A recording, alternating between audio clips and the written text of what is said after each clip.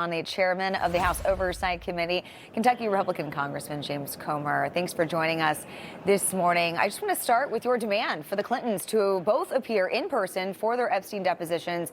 They're now delayed. Do you think they'll show up? If so, what will your committee grill them on most? Well, first of all, I think they will show up. This is a congressional subpoena. It's a unique congressional subpoena. It was voted on in a bipartisan manner by the House Oversight Committee. So Democrats voted for this motion too. It will stand up in court. As you can imagine, our legal team's going back and forth with the Clinton legal team, but we do expect them to have to sit down and answer questions, or they will be held in contempt. And the types of questions we want to ask are simple questions that Donald Trump's asked every day. Anytime a picture surfaces or anytime the media has nothing else to report on and they want to attack Donald Trump, they start talking about Epstein. So Trump's answered thousands and thousands of questions about his relationship with Epstein and Maxwell. But Bill Clinton's never answered a single question. He's never had to sit down and do an interview. So we just have lots of questions about what he saw and if he knew what kind of person Epstein was. Was he aware of what was going on with the victims and those types of questions? So you say that they have to sit down, and I think it was supposed to be this week. Now it's going to be sometime in January. What form is that? Is that going to be in a public setting? Is it just with lawyers? Is it videotaped? Are we going to be able to see it one day, or is it just going to be transcribed and later released?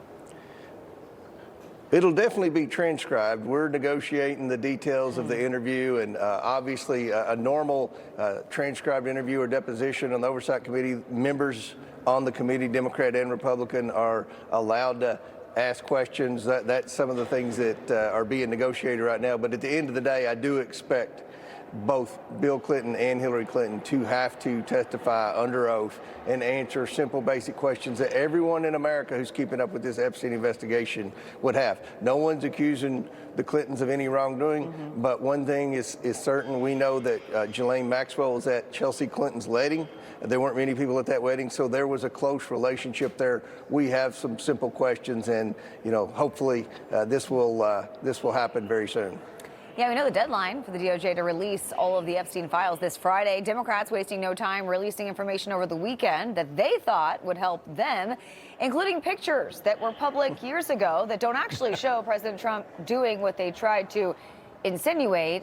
Can you really trust anything they're doing about this release? No, and it's been a real disappointment. This was voted in a bipartisan manner for the House Oversight Committee to conduct this investigation. The purpose of the investigation is to get some type of justice for the victims, as well as get the American people the truth. But all the Democrats have done have been deceive, disrupt, and it's just been a clown show by Robert Garcia and the Democrats on the Oversight Committee. They release pictures and they redact the face to make the public think that Donald Trump did something wrong when there's no evidence that Donald Trump did anything wrong. We've had witness after witness testify that. Attorneys general in both parties have said that. So at the end of the day, the Democrats have proven they don't care about the victims. All they care about is trying to somehow hang something around Donald Trump's neck, and so far it's just backfired on the Democrats.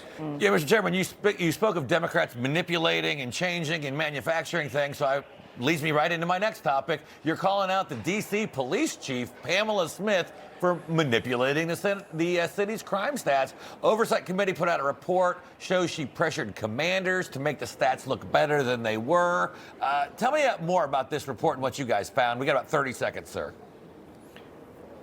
We had whistleblowers from the Metropolitan Police Department here in Washington, D.C. come forward and say they were told the lie. They were told to change the crime statistic to make it look like crime was going down in Washington, D.C., when in fact it was going up. We think this is happening in a lot of cities in America because the Democrats do so poorly with the issue of crime. So what's their solution to crime? Trying to manipulate the data to make the American people think crime's going down in these cities when they're really going up.